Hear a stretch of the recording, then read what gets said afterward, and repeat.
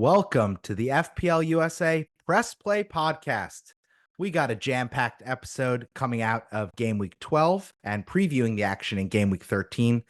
I'm Bucks, joined by my co-host Brian, who's back from down under, but his score is way up top. Say hi to the listeners. It's good to be back. It's good to have FPL in full swing. The holiday slate is coming fast and furious. So many game weeks, no more damn international breaks to bring us down.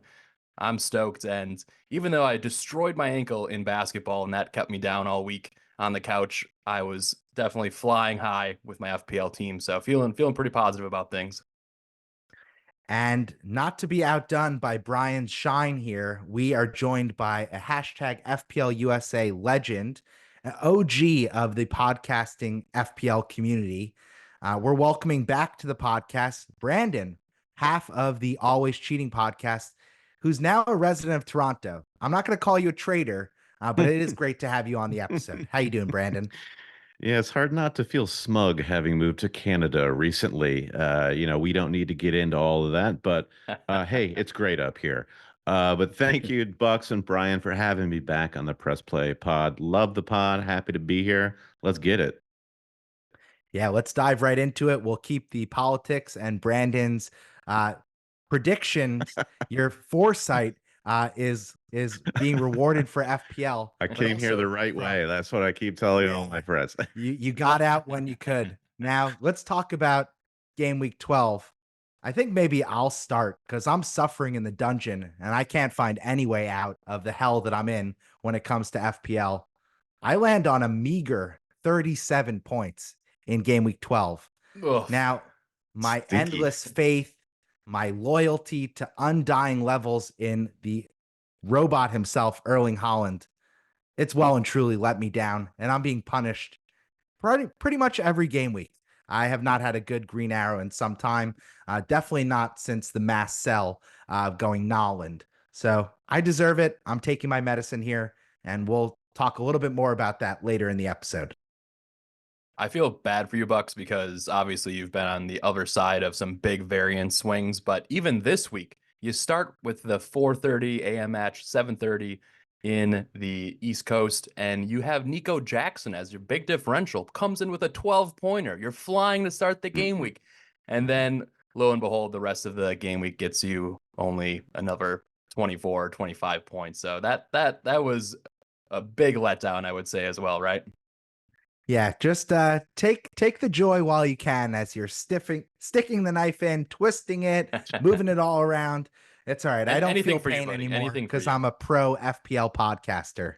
I mean, we would all feel the same. We'd rather take the points at the end of the game week. Like if you got nothing from that Chelsea game and suddenly you had Isak come through with a 14-pointer against West Ham on Monday, the points always feel better at the end of the game week. Sure. So I don't think it's any solace that you got those Nico Jackson points. It almost makes it worse, honestly, because it sets your bar that much higher.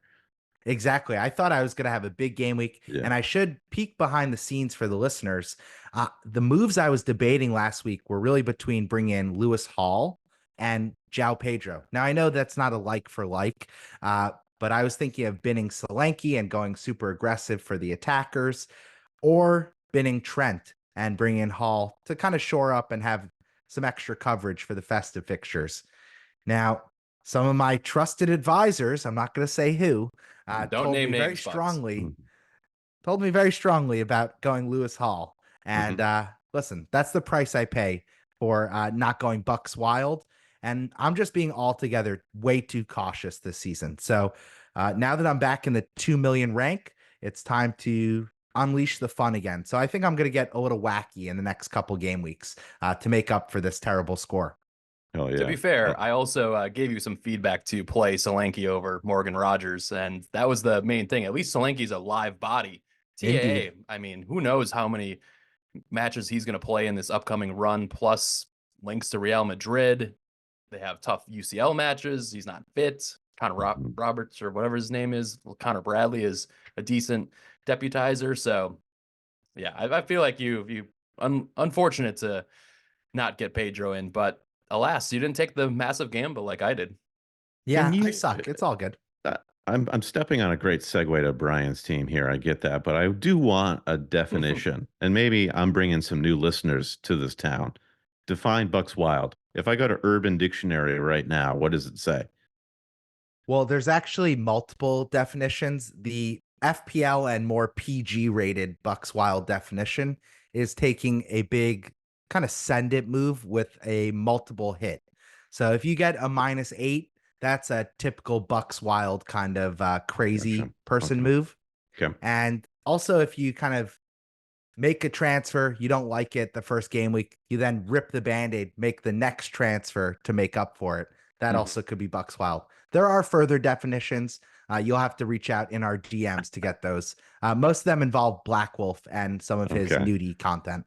Gotcha. It's like they Yeah, say in California, right, Brian? You move fast and you bucks things. that's right. And or it could be in reference to the growing household family he has there in Brooklyn. Oh So dear. Oh who my. knows? Who knows? But transitioning quickly to my team before we close out with Brandon's, I had a big green arrow and feeling quite chummy about it, trying to not count my points before they come in, but I made three moves. I made 3 moves last week, and I got pretty aggressive. I took my first hit of the season, and I moved Foden, DCL, and Wood to João Pedro, Isak, and Bruno.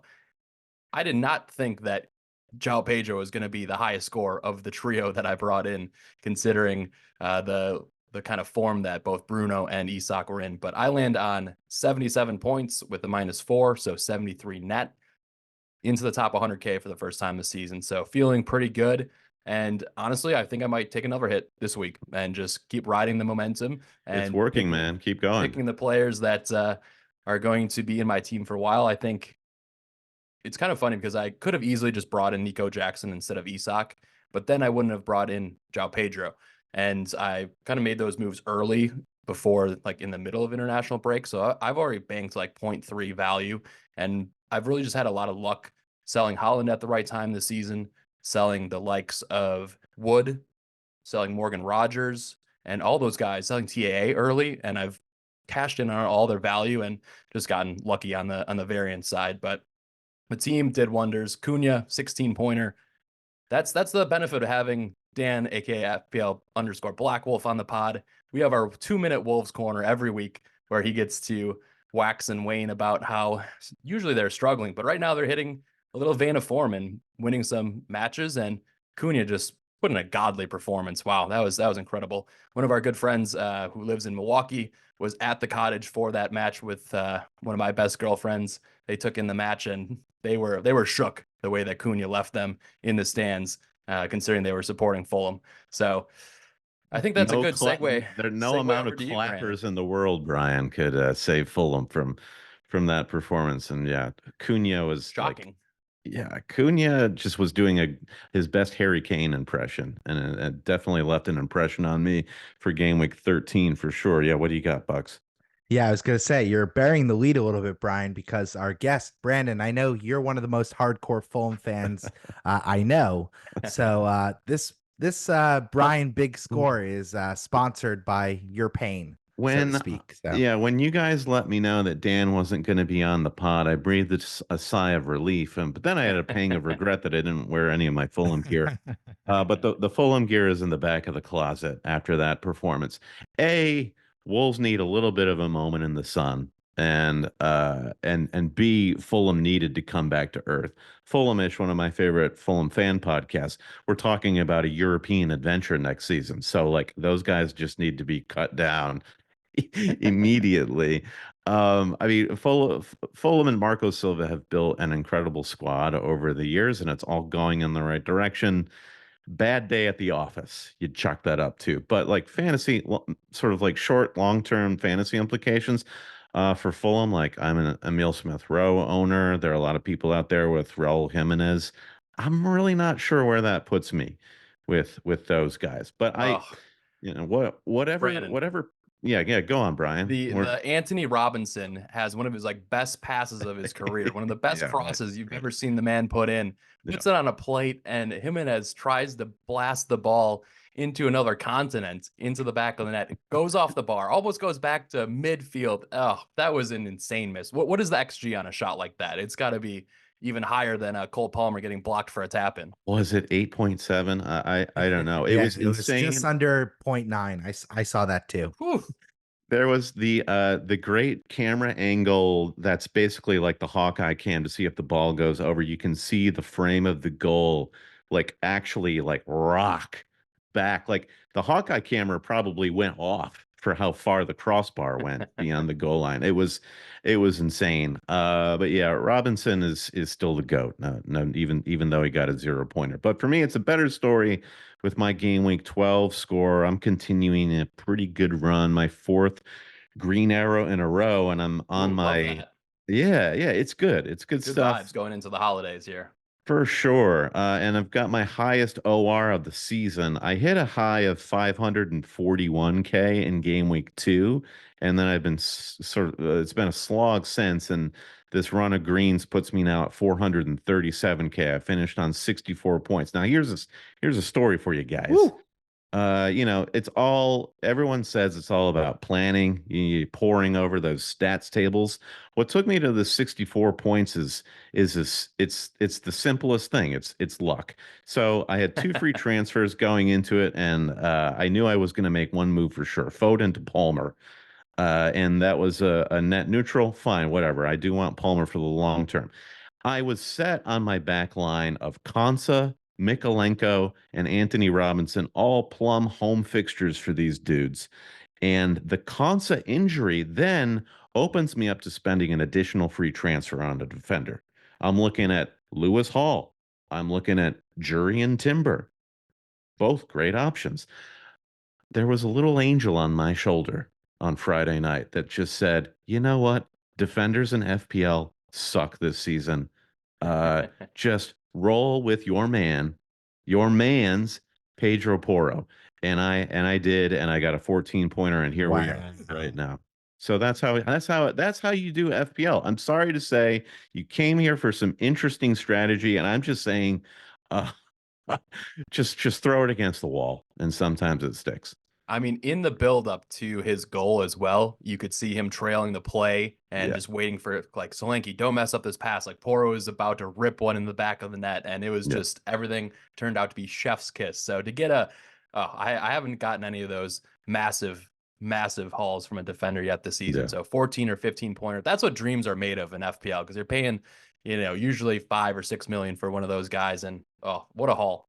Yeah, it's really nice. And especially at playing against Manchester City, a team that was the reddest of red in the FDR ticker when you go into that match. Listen, I'm not a financial advisor by any means, but my recommendation here is for both of you after this podcast, just go out and buy a lottery ticket. You got to continue this luck any way you can. Yeah. Who else contributed to your green arrow, Brandon? I think I saw you had another few just unsung heroes step into FPL glory. I told you, Brian, it was the story. It was unlikely heroes. It is like one of those like lesser seen World War II movies from the 70s of just like a bunch of rogue fantasy defenders behind enemy lines looking for Nazi gold or something like that. I had Dean Henderson get a pen save for a 7-pointer. Minkolenko with like the most unromantic 6-pointer you could ever dream of. Wow. And with these weirdos have brought me to this place. So like all my main guys, Palmer, Mbomo, Holland. I still have Holland. Chris Wood. None of these guys did anything, and it's so true. Like these weeks are so rare where you get lifted up by what seem like your weakest elements. I mean, who has Dean Henderson anymore? I think we all started with him and binned him on the first wild card. So I haven't played my wild card is the thing. The reason I still have Dean Henderson is you put your finger right on it, Brian. I still have my wild card. What's the plan, Brandon? You looking ahead? It's like going home for the holidays, and my mom asked me, where are the grandchildren? And everyone's asking me, what's the plan for your wild card? I don't have one.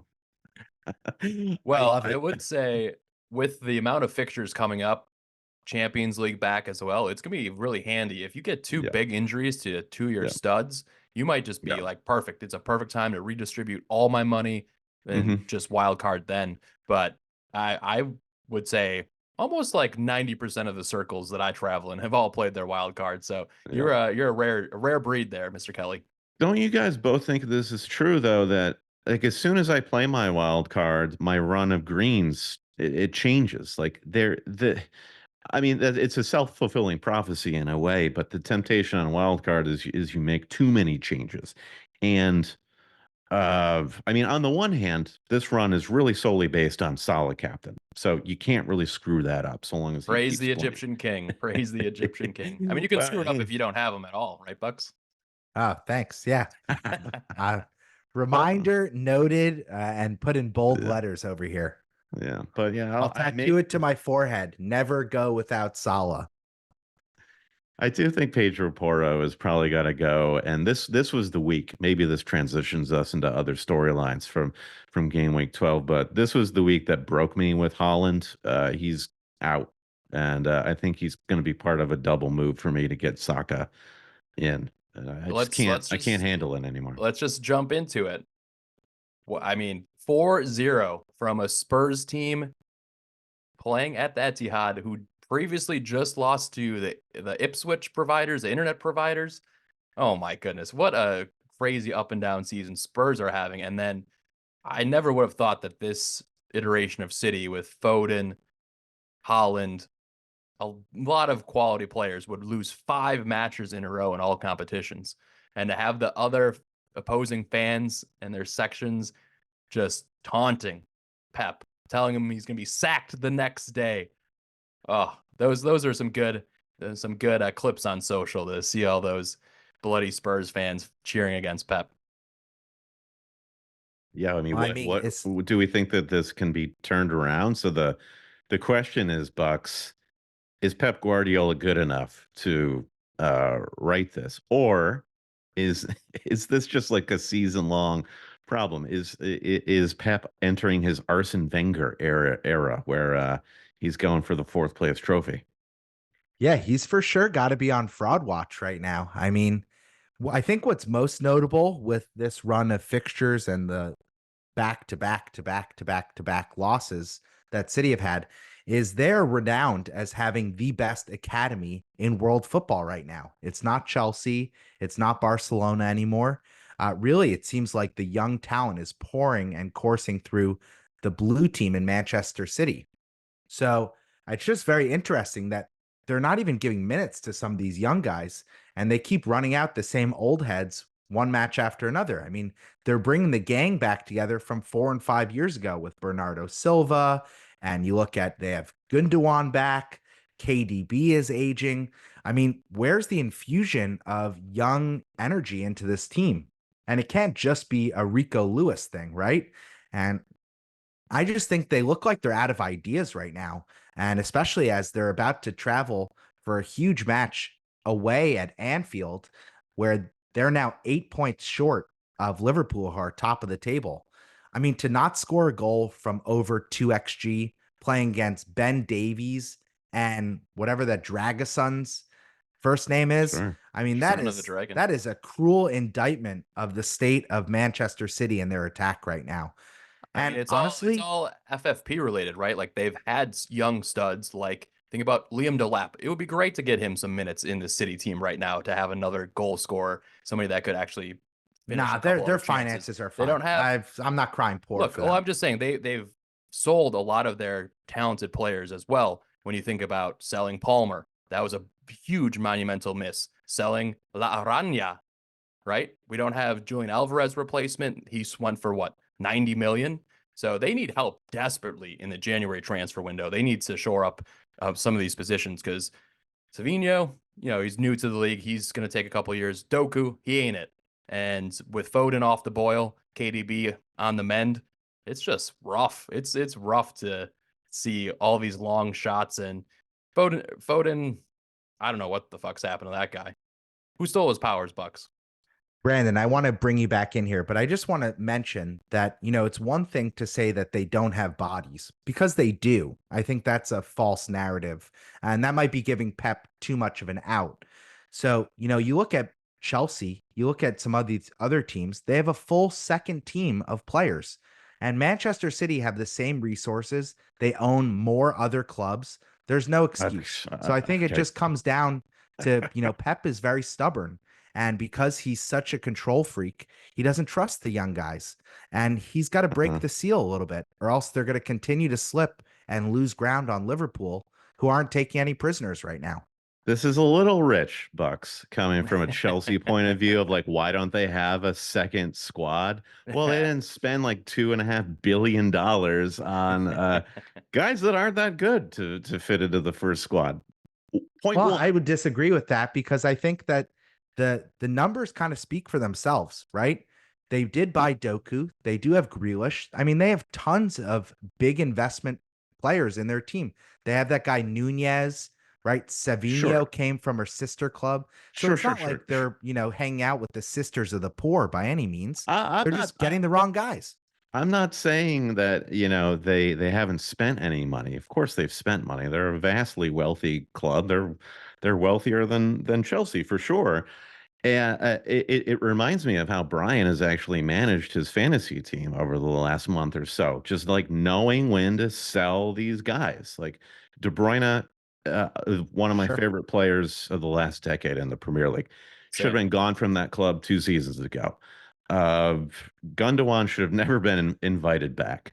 To me, Rodri masked the fact that virtually every player in that back line is god awful and should have been replaced years ago.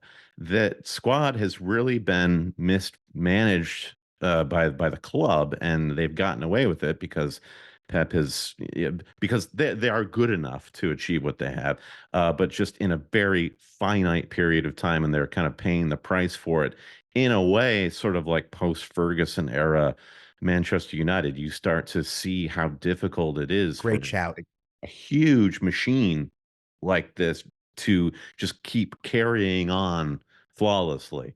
Uh, so I wonder if all those young players that they sold from their academy, including Delap and Palmer, who you shouted out, they should have instead sold the old guys. So this summer, maybe, they've got 9 guys in their first team over the age of 30. Sell all 9 of them, and you probably could afford, within PSR regulations, to buy a whole new first team.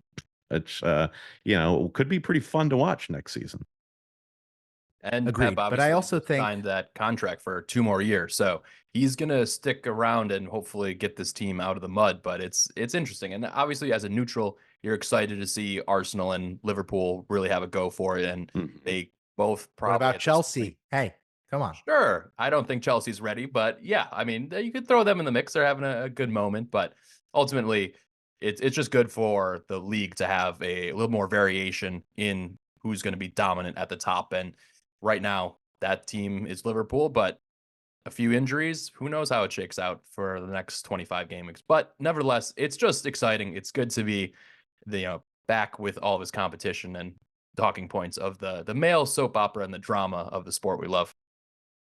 Yeah, last point on City. I mean, it's not like they're not creating chances, right? They definitely are still getting somewhere around 2.5 XG in each of these matches. Yeah, It's Bucks, didn't just didn't you where, didn't you send me a tweet the other day that was comparing the XG from Salah and the XG from Holland over the last like 5 weeks, as you've just gone with Holland and no Salah, and it's like it the variance there too is like shocking. yeah. Sure. So shout out. Holland is 2 goals from 8 XG. Yeah, I Ridiculous. think so in the last 6 game weeks, this is shout out to FPL Olympian on X and Blue Sky, was sharing that Holland has 6.5 XG or thereabouts in the last 6 matches. Mo Salah has a shade under 5.5 XG. Where we're going to talk about Liverpool next, but Salah has 61 points before you captain and add that double points into the mix. Holland has 21 points. So it's just like, Crazy. where one of them is absolutely in fuego and can't stop scoring. One of them just seems to be kicking the ground, or it's going a shade over or off the post. And that's the damn breaks of the FPL game, right? You can't predict that. Right. And I don't feel hard done by my choice to captain Holland. I still think that was the right move for my team and the way I'm playing. This is just, sometimes the results aren't necessarily reflecting the decision making. So it's a bad way right now for City. And credit to Spurs because they just absolutely came out the gates firing. James Madison, I think that was probably his best game in a Spurs kit that I've seen. He was on it for every second he was on the pitch. He looked like the best player there. Oh, you know Remind- why? You know why? It was his birthday. Birthday boy. If I Yeah, had I didn't know that. knowledge, maybe I would have considered it. Yeah, wow. He should have been my priority transfer in, knowing that knowledge. With that being said, I actually do want to do a quick shout out to the manager of the game week in our Press Play Premiership Pod League because Barat, team name, he had 101 points this game week, and he captained James Madison for 32 points. He also had Nico Jackson for 12, Saka for 13, Salah for 13, and Pedro Porro for 14. So breaks the century mark with the birthday boy. So maybe he had the insider knowledge that he was going to go off to celebrate. This guy must be based in Monaco, because that's my guess. Yeah, the audacity to get 29 points from the Spurs double up playing against Manchester City. Could not have seen that coming for sure. Yeah. Let's talk and close out this section by just spending a couple minutes talking about Liverpool. They look like by far and away the best team in the league. They're now 8 points clear at the top of Manchester City. Truly bizarre match, though. Like fucking roller coaster ride. Well, that was the Connor Bradley experience in a nutshell there. But I just want to give you both the props and the credit you deserve. For all managers who really made the swap of Holland to Salah or prioritize bring in Mo Salah, you deserve the points. You deserve that reward. And he continues to deliver with a big second half. He gets 2 goals and 2 bonus, 13 points. So it looks pretty good on both your team sheets. I'll tell you that much. Looks pretty good without his shirt on too, but I prefer you keep it on next time when I captain him. Damn. I was watching that moment with my wife, one of those random like partner moments where they stumble upon sports by accident, and Mo was about to take the pen, and she sits down and I give her the quiz. I'm like, do you know who that is? And of course, like just by osmosis, she knows who Salah is. And she's like, that's Salah. And then he takes his shirt off and I'm screaming like, you fucking what? And she's like, I don't understand what's going on.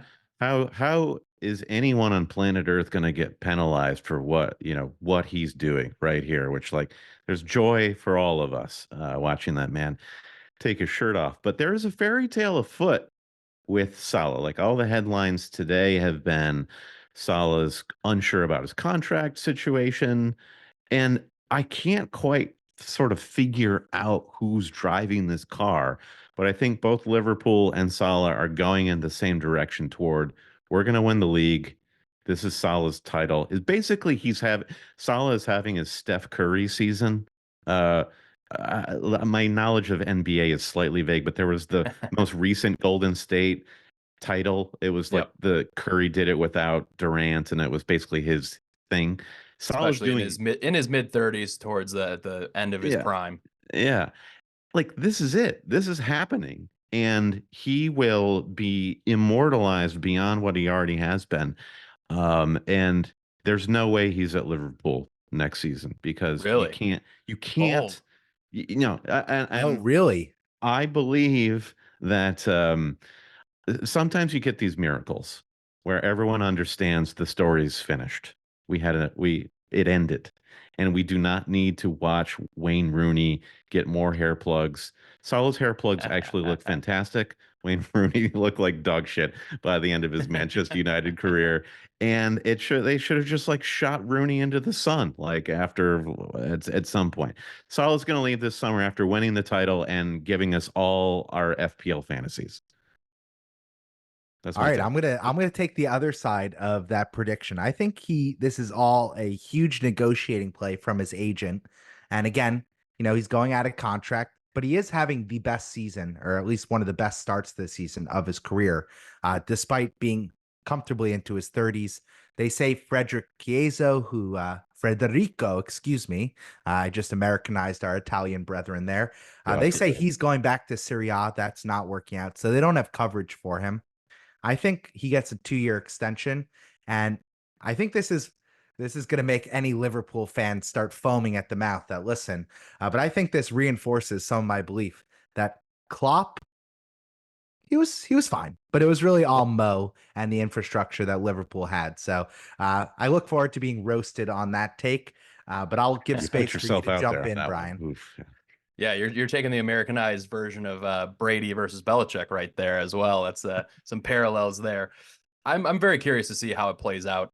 I think obviously he keeps himself in tip-top shape. He's just become a more efficient player, and especially with the changes to the bonus point system this season, where you're getting more bonus for shots on target, and even if you have a big chance and you miss it, but the shot is on target, you're not getting penalized compared to years past. So he's just soaking up all the bonus points as well. So it's an interesting situation, but because there's no like I just don't see a world where they're gonna let TAA and Salah both leave. They're two of the faces of Liverpool over the last 5, 7, 8 years. So it's just bizarre to me that they both might leave on freeze this season. They've got a new manager, Brian, like, and True, who true. who will, if it goes his way and they win the title, will have a huge blank check and the money they'll bring in from those players, and he will be able to then get his stamp on that squad. Like he will get no credit for this league Fair title point. if they win it. And it's and at that point they'll both have won 2 Premier League titles, a Champions League. Speaking of Trent and Mo, like what else but to then go get paid someplace else. Yep. That's Multi fair. generations can Yeah, take that Saudi money and live for the many MLS will years be ahead. that richer for it, Brian. Yeah, but KDB's also coming stateside by the rumors.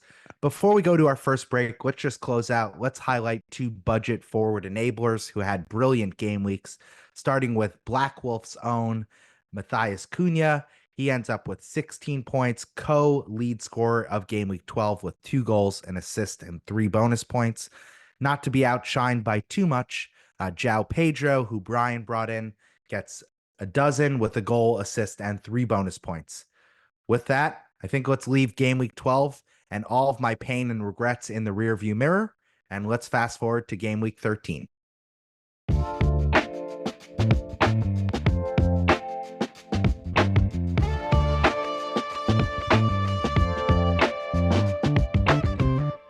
Welcome back to the show.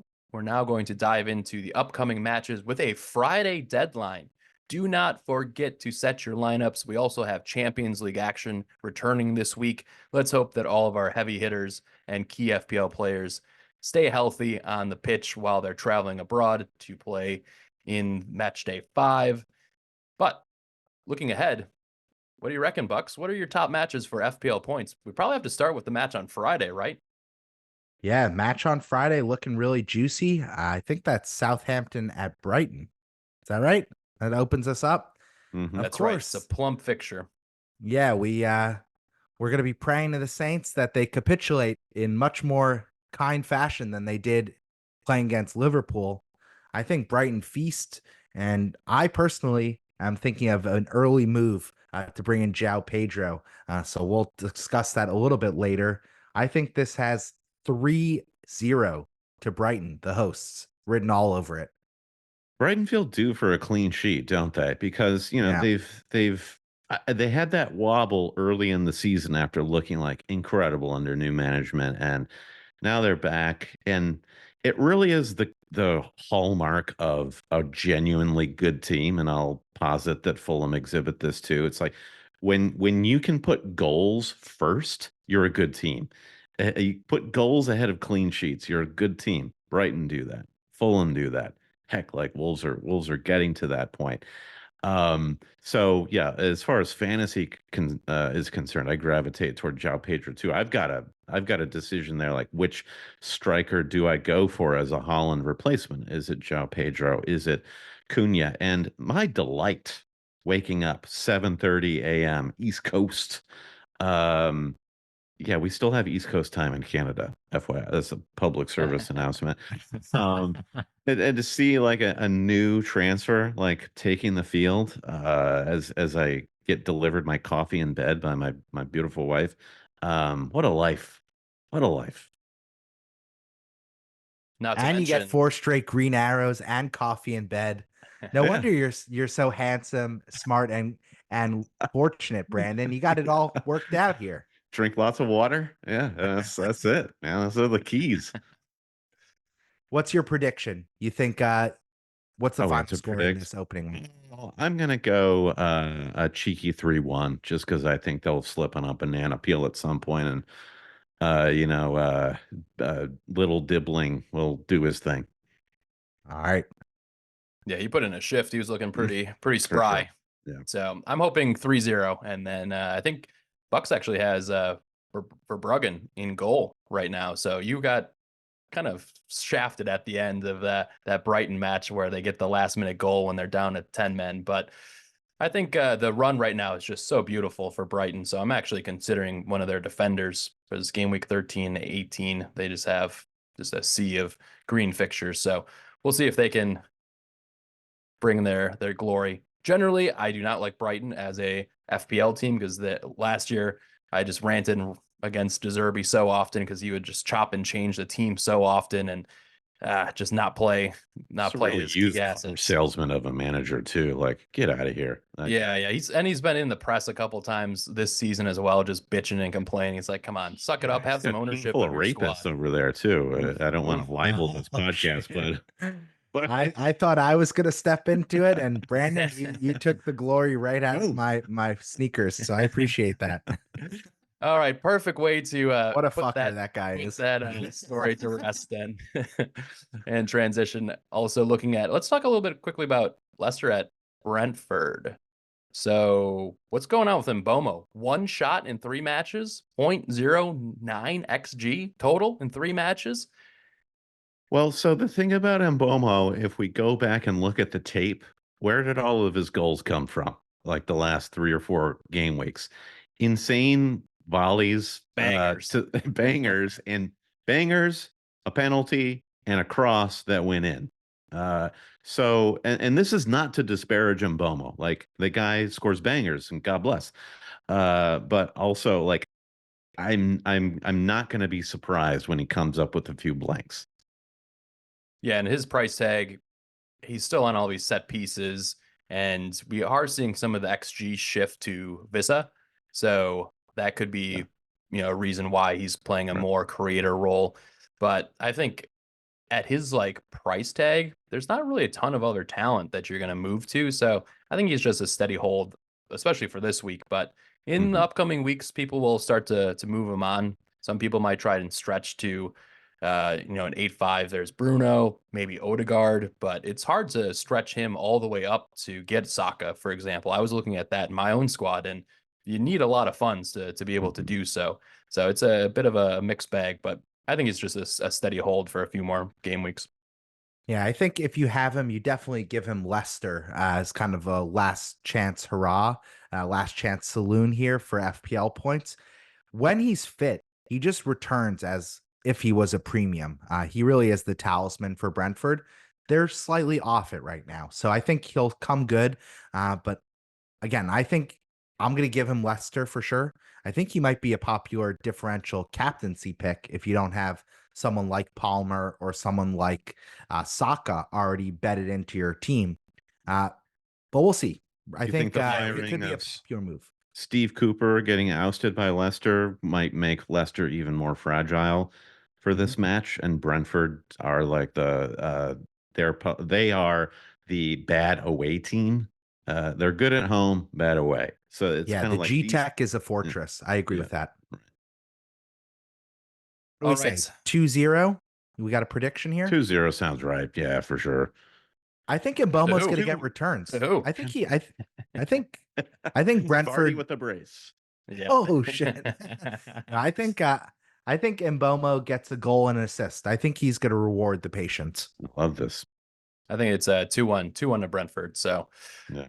Moving on, Arsenal at West Ham. So I was very impressed with Arsenal this past weekend. Saka, who was coming off of that yellow flag, looked very, very up for it. He was everywhere in the first half, taking a lot of shots, shifting the ball to his left. Obviously has that absolute banger of a goal on a little side pass from Odegaard, who picks up another FPL assist and his return. So it's good to see, especially with Odegaard back in the fold, a little bit more of the playmaking under his belt, and then Saka gets to float a little bit more and take more shots. So I was curious to see Kai benched. Obviously went along with Germany on international break, but Gabby Jesus, like whatever. It's like this is a non-factor. I expect Kai to come straight back into the side for this one. But yeah, this is the first time since game week 6 wildcard where I got the double Arsenal clean sheet, and I got Gabriel and Raya, and it did feel quite good to finally hear that final whistle and lock in my clean sheets for the first time that I was promised so many weeks ago after they were playing Southampton and Leicester and all these other crappy teams, but finally get their first clean sheet since game week 1 at home at the Emirates. So today, West Ham, yeah, they pull off a pretty inspiring victory considering the season that they've had at St. James, right? So yeah, let's put a pin in that Newcastle. Well, actually, I want to make this point now. Open up the grenade. Take the pin out. I noticed something today that I kind of guess I subliminally knew in the back of my mind, but I'm watching Newcastle have this meltdown against West Ham, and there are all these cutaways to Eddie Howe on the touchline. And every single cutaway, Eddie Howe is standing there, not talking. He is somebody else is talking to him, whether it's Tyndall or whoever that guy is, or all of his assistant guys, all his just assistants, his they're all boys talking to him, and never once do you see Eddie Howe say anything. And it's bizarre. It's a very odd look, and it's important to have a good presidential cabinet around you because they're doing the real work apparently, and that's what's happening at Newcastle. Yeah, but speaking of politics, though, optics are everything, and Eddie Howe looks like a school child at the moment. He survives until the summer, and then I guess big changes are. But just going back to Arsenal real quick, because I think this is a big fantasy takeaway, is they are the opposite end of the Man City spectrum coming out of game week 12, where there is a team that looked broken for the last month or so, and through just I think determination by Arteta and mental fortitude, whatever, Odegaard coming back, Arsenal are again like a team to bet on. I was just very encouraged by what I saw over the weekend, which makes me, as somebody who's kind of like, well, Saka, well, maybe you never know, to like suddenly he's a priority and I'm ready to dump Holland for him. So I just thought that was a huge performance by Arsenal as we look to the festive fixtures. And just to add to Brandon's take there, this Arsenal run coming up is fantastic. West Ham, Manchester United at home, Fulham, Everton, Crystal Palace, Ipswich, Brentford, Brighton. Oof, that's all the way up to game week 20, which is in the new year. So they have a great run of fixtures coming up. And with City falling behind, they need to keep pressing on to challenge Liverpool. So I expect them to pick up a lot of 3-point victories coming up here in these fixtures. Yeah, and I think one notable point is that they're not really traveling. So all the matches that take them away from London are at home. So I think they're going to be well rested. They're going to be getting healthy. And I expect that they're going to hammer West Ham, even though they're playing at the London Stadium. I think this has 3-0, maybe 2-0, if I'm not being so optimistic. 2-0 to the visitors written all over it. Yeah, I would love that. As long as it's a Saka assist to a Gabriel header, we're in business. Boom. All right, let's talk about the best matches in real life. Now, we have a little bit of Chelsea bias here, but I think that Villa traveling to Stamford Bridge has to be included in one of the must-watch matches for all neutrals.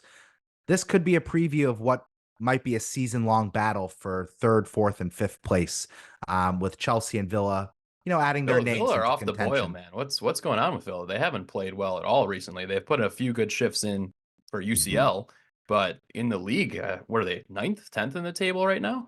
It's exactly what Newcastle did when they joined the Champions League a couple of years ago, where they had that inspired win against Was it PSG? Yeah, it was PSG at home. Yep. And then they couldn't get it done in the league. It was too emotional, too physical, Yeah. all these things. Yeah, in And I this think case, with Villa beat Bayern, right? yeah, precisely. It's a 1-0. mirror image, mirror image. So yeah, Good I think shout. Villa are out of the top 4 race for sure. Yeah, they said I wouldn't be eighth so place. sure. I have big respect for Unai Emery. I think they're a little banged up right now. So Chelsea, fortunate to be getting them at a good time. And I think Chelsea pull this out. I think 2-1 to the home team. Feels I about like right. it. Maybe Mhm. Palmer can get back in the Halls category. Tell Madueke to get out of the way. Yeah. Right? You know, It's like one thing to beat 11 guys from the other team. Then you have 2 of your boneheaded teammates standing in the way of your beautiful finishes. Goodness. It's like, can't make this It's stuff up sometimes. it's a fucking Mad Hatter situation with Madueke. It's just like I don't know Yeah. what to expect from this guy. You never know what Yeah. you're gonna pull out. Oh, you know what you're going to get every time. He's going to shoot. Yeah. All he does. Ugh. He's Yeah, I gonna think, he's gonna pile to the end line. Yeah. One cut in, the ball's going. Either it's gonna kill one of the fans in the stands, or it's gonna be a brilliant banger from just inside the box. There you go. He only really has one speed, which is fine. I think there's enough depth on Sure. the Chelsea wings. Better than that when Doku. he gets, yeah. I don't think he's Doku. He's banging him in for the national team. Well, I think Brandon was conceding he's better than Doku. he's better than Doku. He's Oh, better I'll than take that. Not by much though. Let's say that. fair. All Yeah, right, we live all in right. reality. That's good. Now let's get to the big kahuna, the big show. Manchester City travel to play Liverpool, and these are 2 teams that are on completely different trajectories right now. So I'm curious, what are you guys thinking with your City assets? I personally own Gavardiol. I'm thinking about ripping him out of my side and cashing in on all those goals I got from him and just upgrading the rest of my squad. So I see no way that City keep a clean sheet here. So all your Rico Lewises, all your Gavardiols, I don't see any points coming from those guys in this one. I think this is a 3-1 to Liverpool. Yeah, I agree. I think City are. It's not going to be like a hammering like they got from Spurs. I think that mentally City might show up for it. There is some like dependencies on how things go in the Champions League. City host Feyenoord on Tuesday. I wonder if Pep just like plays a C squad against that Feyenoord team just to sort of like get them ready for this Liverpool match. I mean, Bucks, what do you think the lineup situation is going to be? Well, I was going to agree with you, but I think it's a weird twist in the storyline here because Feyenoord is where Arnie Slot came from. So they're basically playing against Slot's team 2 games in a row in 1 week. Uh-huh. And, notably when this was Pep and Klopp, these would be really tight games. I would say like, very commonly it was 1-1, maybe 2-1, and one team would just nose ahead. But it's hard to argue that Liverpool aren't just much better. Their team is more fit. So I think this is, I'm daring to say 2-0 to Liverpool. Nah, I don't know if Man City are going to lay a glove on them right now. And that's crazy you to think. You do realize that Liverpool play Real Madrid midweek. Like that is going to be a taxing game where they need to play their starting 11. So just keep that in mind as well. It is. But I will say that right now, actually, Real Madrid need that game more than Liverpool do. Liverpool are one of the top teams in the Champions League in this new format. And again, Manchester City, by the same token, have to get the result. They are not doing as well in Champions League. So there will actually be more pressure on City to play their best lineup in midweek compared to Liverpool. So again, they'll both be tired, but that's what these top teams sign up for when you go for the big bucks.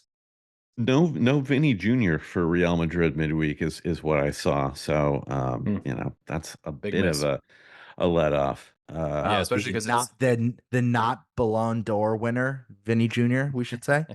Yeah. I don't know. Arnie Slot reminds me of like when John Lithgow showed up in a latter season of Dexter. Sort of like here is like the cerebral serial killer that's not very sexy or glamorous, but it's just gonna like Pep. I feel like Pep is probably terrified of Slot because he probably doesn't understand him at all. not yet. Yeah, not enough tape and film on him. Yeah, we'll see. This is the dream bald v bald manager match that we've all been waiting for so many years. All right, let's take our next break and we're going to come back with our hashtag FPL community questions. And then we're also going to go through our transfer plans and captaincy shouts. We'll be right back.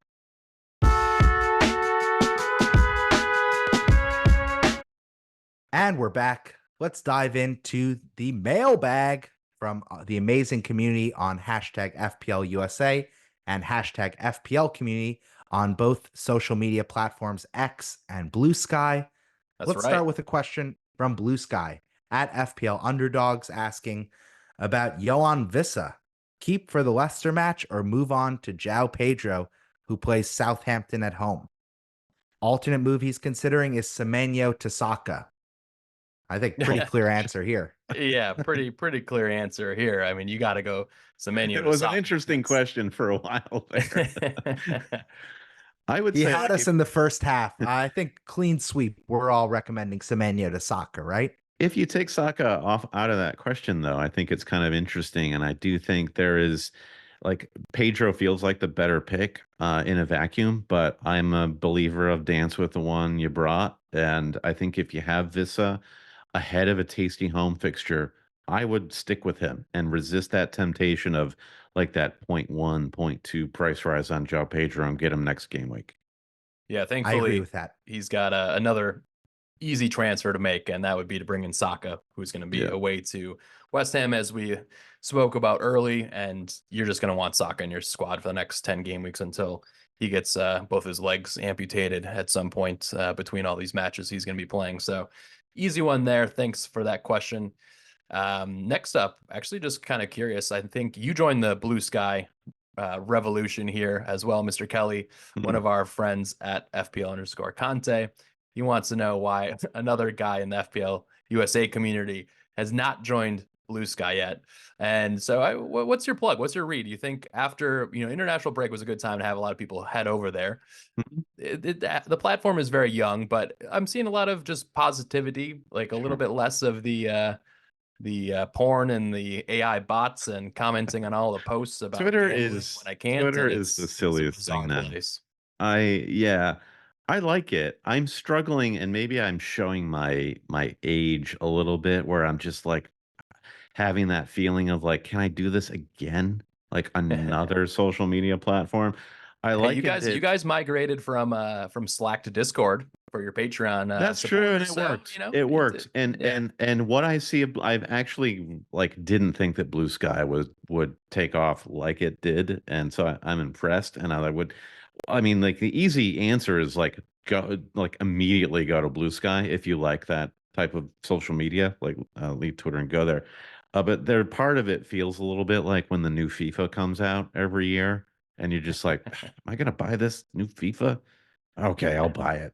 And you spend like 2 weeks trying to get your friends to join a pro club, and then then you spend the next 9 months complaining about FIFA until then you get drawn into the next release. So that's kind of like I know you're a big FIFA player.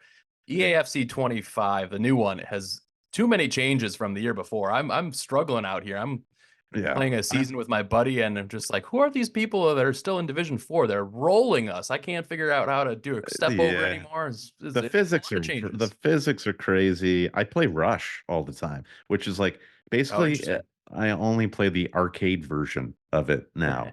And that's basically I'm gonna crack a beer and play Rush for 60 minutes and then go to sleep. God, I sound like such an old crabby old man right now.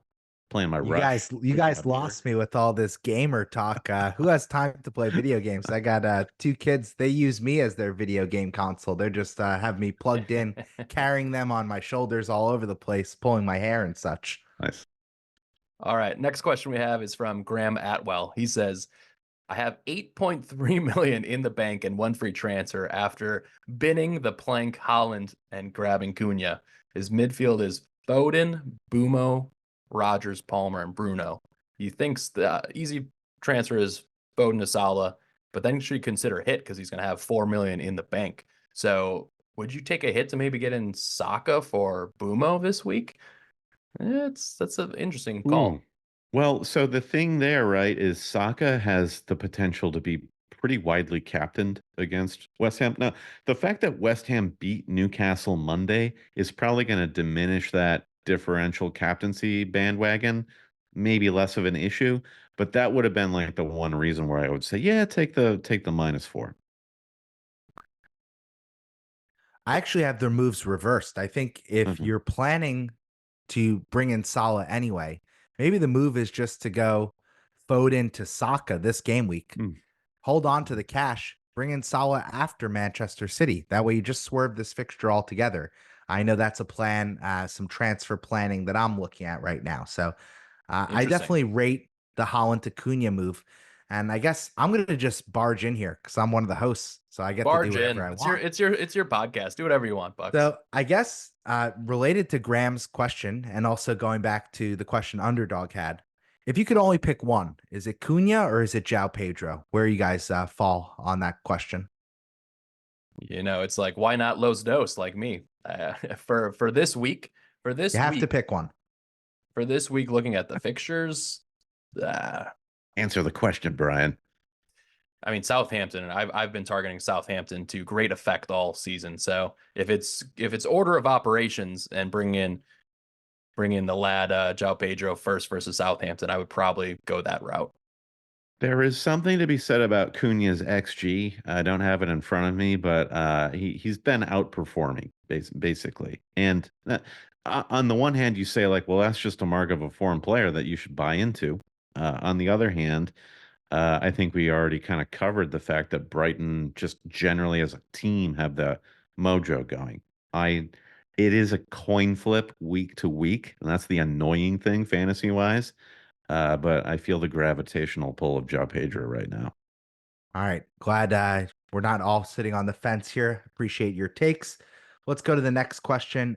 Bangla FPL. That's Abdullah. He's asking, can Manchester City end the losing streak, or is it going to go longer than the Undertaker's WrestleMania appearance streak? And all jokes aside, he's asking if Mo Salah is the standout captaincy option versus the in terrible form, shambolic form, City defense. Any other And then captaincy candidates? Yeah, and then also at FPL Mez 8, who is Mira from Down Under. Big shout to her. She's in the top 3K in the world right now. And I met her in Sydney when I was there a few weeks ago and had breakfast. She's got a cool YouTube channel just doing her thing out there. But They in call the it top Brekkie? 3K. Brekkie Yeah, down there? great Brekkie. The cafe culture there is second to none. Mhm. So she was asking, Turkey or Talisman, which captain to pick for game week 13 will feast on points and who's likely to disappoint? So I know we usually have our captaincy shouts in a later section, but let's bring that up and just talk about, there's probably 3 or 4 options that you could go with this week. So where do you stand, Bucks? Because you have a weird kind of team right now where you're making transfers, bringing in key assets. So are you looking at making a move to then captain one of these guys? I think I'll be captaining a guy in my team. It's nice that you call my team weird and not an absolute slow motion train wreck of a squad right now. I'll take that mini compliment however I can get it. I think for my team, I'm split between either Palmer playing against Villa at home or Bumo playing against Leicester also at home. I think those are the two standout options. I think I'm going to plan to bring in a guy with another great matchup, but I don't think I'll be captaining them. So that's a little teaser. How about you, Brandon? What's your take? It's Saka versus Salah for me. And is it a home away decision made here where because Saka is away and Saka's got a very high floor. He's been involved in virtually every goal Arsenal has scored this season. So you think, 6-pointer at the smallest for him. But the away from home, you're kind of like, nah.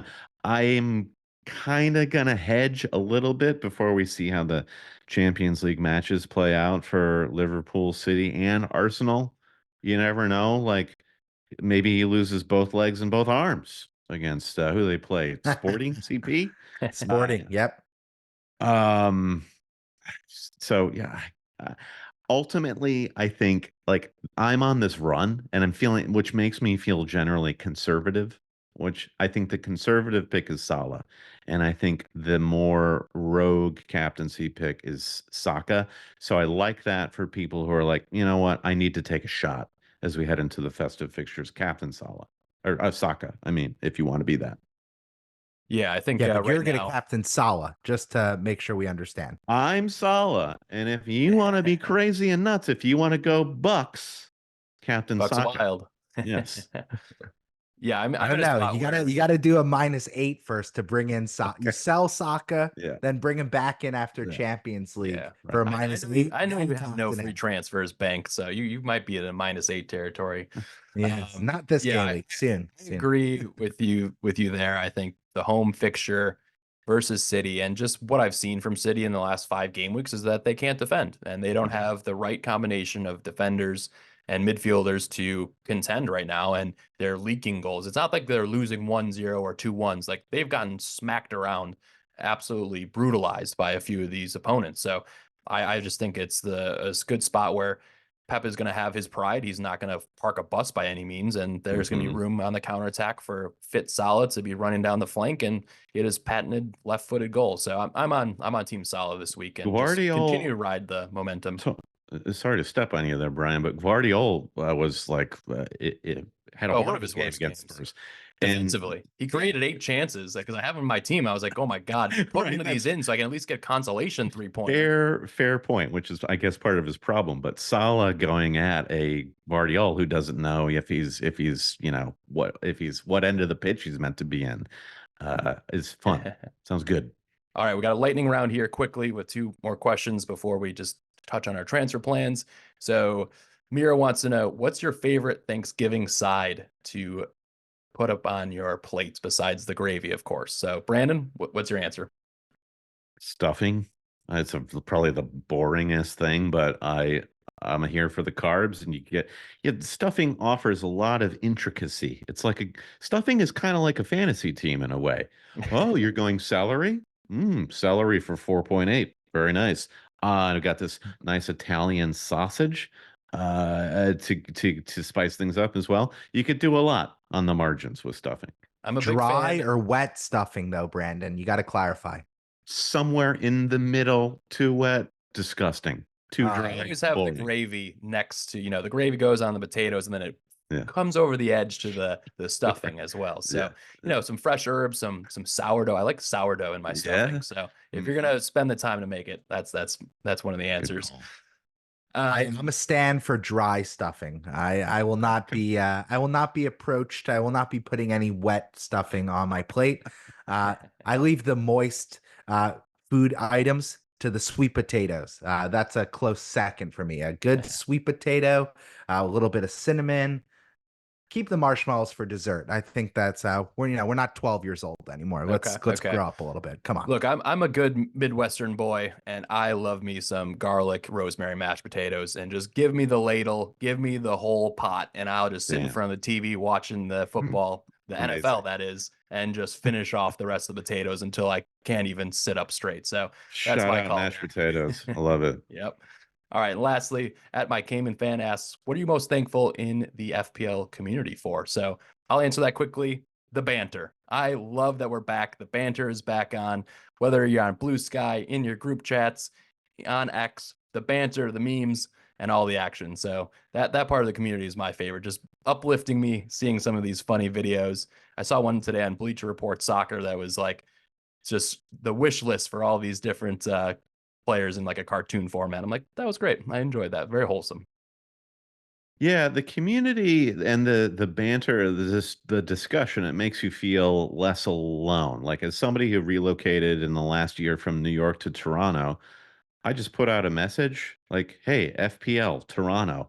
Suddenly, I'm at a bar with 6 other rabid FPL players watching some matches. It's just incredible connective tissue for people who might not have anything else to talk about. It's great. Like immediately you can we should probably be talking for another 4 hours. And we could, but we won't. Yeah, especially when you add a few drinks into that, you can go for hours easily with people that you've just met. So that's always a good time too. I'm grateful for no more international breaks. Fuck those There we things go. off to Mars. God damn it. All right. We got a couple minutes here before we get out of this episode. So just want to quickly touch on transfer plans. So Brandon, what are you thinking this week for your team? Yeah, I have two transfers, and it is Holland to João Pedro, and then the decision is Morgan Rogers or Emil Smith Rowe out for Saka. And I think I'm leaning Smith Rowe out, spooked a little bit by that Fulham result. And Smith Rowe did not have a great game. Like the question with that Fulham team, was it just a bad day, or is this a sign of them coming back down to earth? But yeah, I think that's me done with Holland to get Saka in. I was that kind of impressed by Arsenal in game week 12. And that's going to leave you with another 4 or 5 million in the bank, right? I You know. have plenty of Yeah. money to spend for the holidays. You don't even need those Black Friday deals. You'll just be Mr. Pennyworth, Mr. Moneybags, just ready. I will send out some loans. Like I'll see if I can like set up some sort of interest payments for my fellow FPL managers. But yeah, I think Holland out, Saka in. It leaves me 10.7 mil for a forward to replace Holland. So, Easy. but it's so funny. Like Isak dead on arrival with that performance against West Ham, and then Watkins is really not done enough. So I'm just like I like the budget picks. I like it. What about you, Bucks? I'm gonna follow the same vein. Holland to João Pedro for me. Oh, love this. Love this. I can I'm see gonna my team stay. value just continuing to rise here. Everyone's Yeah, bringing in João we're just Pedro. all standing for you, Brian. At the end of the day, we're just here to make you feel better. So I'm going to be captaining Palmer. I haven't had him in my team nearly enough, and that's head and heart alignment for my team. Now I am considering a -4, maybe for Salah, maybe for Saka. Again, it's going to feel weird having something like what 9 and 0.7 million in my bank. I'm just debating the -4 this week or the -4 next week. So that's kind of what I'm weighing up right now.